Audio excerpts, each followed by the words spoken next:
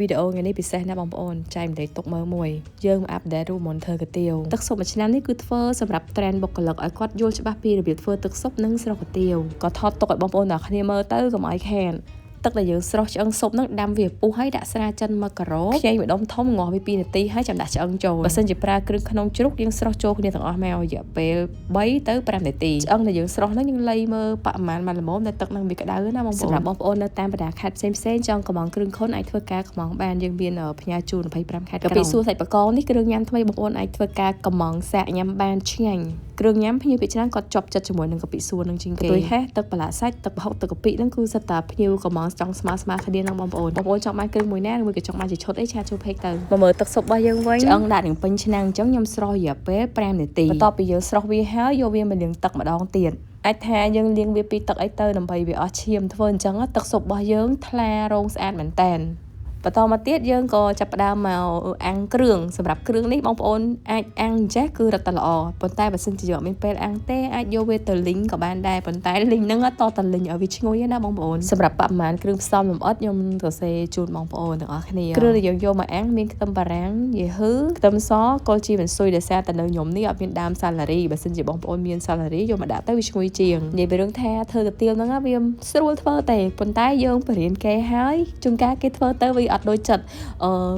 ស្រោះកាទៀវហ្នឹងមួយធ្វើទឹកស៊ុបហ្នឹងមួយទឹកស៊ុបឲ្យឈ្ងុយឆ្ងាញ់ហ្នឹងតតែយើងយកចិត្តទុកដាក់ណាអញ្ចឹងមិនថារបៀបធ្វើម្ហូបមួយយើងធ្វើម្ដងមិនប្រកាសថាជោគជ័យទេតយើងធ្វើម្ដងហើយរៀនពីវាធ្វើជាលើកទី2លើកទី3ទៅជោគជ័យចាម្ហូប3 4ចានអញ្ចឹងណាយើងដាំទឹកឲ្យពុះបង់គ្រឿងចូលទាំងអស់មកទឹកស៊ុបនេះបើសិនយើងដាំទឹកជានឹងមិនទាន់ពុះទេវាអាចនឹងឆ្អាបណាបងប្អូនអញ្ចឹងតដាំវាពុះក្រុកហើយចាំបង់គ្រឿងចូលទៅពេលដែលយើងដាក់គ្រឿងផ្សំសាច់មានមាន់មានឆ្អឹងអស់អាលីងហើយយើងបន្ថយភ្លើងឲ្យវាក្តៅមកល្មមបានហើយបងប្អូនប៉ាគាត់ពងតែឃើញធ្វើកាទៀវចឹងទៅគាត់មកបរៀនហាន់កលៀនជ្រូកគាត់ឆូតវាហើយហាន់កបិតផ្ដេកប្រទះធំអញ្ចឹងតែស្ដើងគាត់ថាពីដើមហូបតែអញ្ចឹងឯងហើយកលៀនជ្រូកនេះមិនបានទៅស្រោះអីទៀតទេហាន់ស្ដើងអញ្ចឹងហើយស្រោះវាជាមួយទឹកស៊ុបឆ្អិនយកតែម្ដងបុមិនតែនេះគេស្រោះកាទៀវហើយគេដាក់ពីលើដូចគាត់បាននិយាយចឹងបងប្អូននិយាយទៅវិធីធ្វើខ្លះយើងចេះអត់អស់ទេតតែយើងរៀនពីមនុស្សជុំវិញខ្លួនវិធីធ្វើទឹកស៊ុបកាទៀវខ្ញុំចែករំលែកទៅបងប្អូនរឿយហ្នឹងវាមិនថាឆ្ងាញ់អីដល់ណាដល់ណីបងប្អូនអាចញ៉ាំបានប្រកបមុខរបរបានដោយបងប្អូននឹងស្រាប់ហើយរបស់ញ៉ាំមកវាមិនមែនថាត្រូវមាត់គ្រប់គ្នាទេអ្នកខ្លះក៏គេញ៉ាំឆ្ងាញ់ទៅអ្នកខ្លះក៏គេថាមិនឆ្ងាញ់ចឹងទៅវា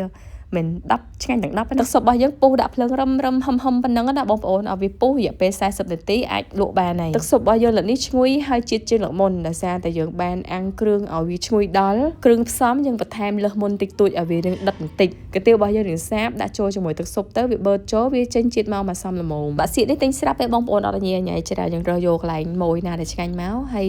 បៀកប្រទះធំប្រទះទូចតាមបងប្អូនត្រូវការបៀកបានកាន់តែស្ដើងកាន់តែចំណេញ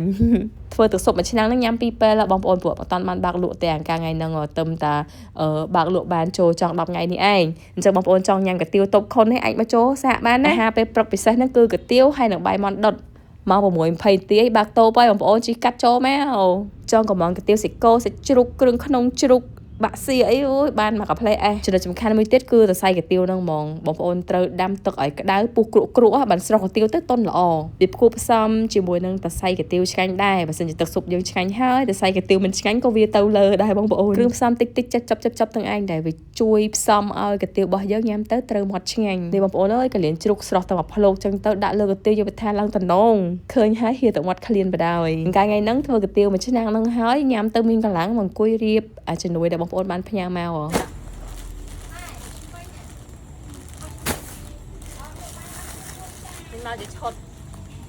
អរគុណច្រើនបងប្អូនជួបគ្នាវីដេអូក្រោយបាយបាយ